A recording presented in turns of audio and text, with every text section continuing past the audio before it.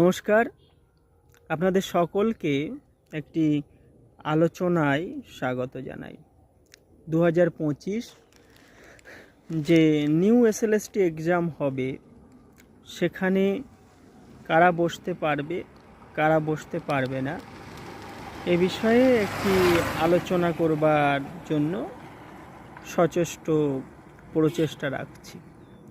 এই যে জায়গাটাতে আছি, এই জায়গাটাতে আমি প্রতিদিন কলেজ থেকে ফিরবার পথে কিছু সময় দাঁড়িয়ে যাই। তো আজকে ভাবলাম এই জায়গাটি কি অসাধারণ জায়গা, দেখেন, অসাধারণ।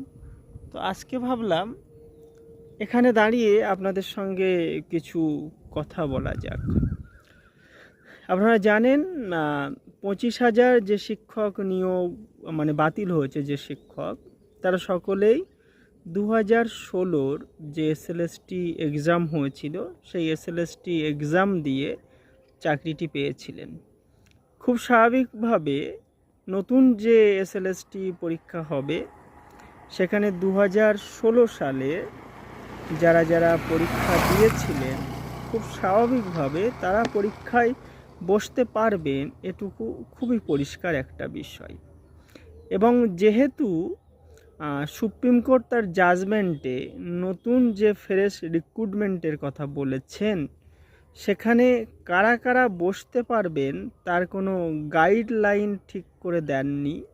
স্বাভাবিকভাবে এখানে কিন্তু অনেক প্রশ্ন আমাদের সকলের মনে দানা বেঁধেছে। অর্থাৎ মূল যে প্রশ্নটি, সেটা হচ্ছে নতুনরা পরীক্ষাতে বসতে পারবেন কি না। কেন এই প্রশ্নটি আসছে? কারণ আমরা সকলেই জানি আমাদের রাজ্যে দীর্ঘদিন নতুন কোনো এসএসসির মাধ্যমে বা এসএলএসটির মাধ্যমে শিক্ষক নিয়োগ হয়নি। তো আমরা যদি একেবারে বছর হিসাব করে বলি, তাহলে সর্বমোট 11 বছর এ রাজ্যে এসএসসির মাধ্যমে 5 to 12 এই পর্যায়ভিত্তিক শ্রেণীকক্ষে কোনো শিক্ষক নিয়োগের ব্যাপারটা কিন্তু ঘটেনি।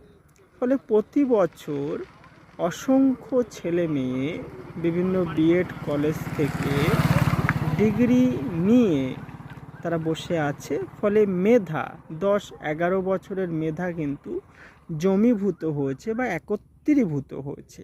হ্যাঁ, তো তারা সেই অর্থে কোনো সুযোগ পায়নি নিজেদেরকে যাচাই করবার। তো খুব স্বাভাবিকভাবে যেহেতু একটা সুযোগ সকলের সামনে এসেছে,